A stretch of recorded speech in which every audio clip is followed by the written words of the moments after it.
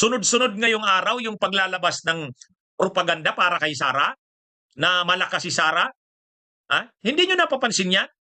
Oh, di ba? Yan yung yan yung lahat. Yung mga surveys lumalabas, kahit yung mga DDS, yan yung mga post. Hindi si yan, coordinated yan.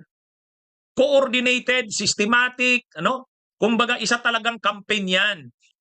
Ang campaign talaga nila ngayong mga araw, itong mga linggong ito, buwan na ito, bugbugin ng propaganda, ipakita na malakas si Sara.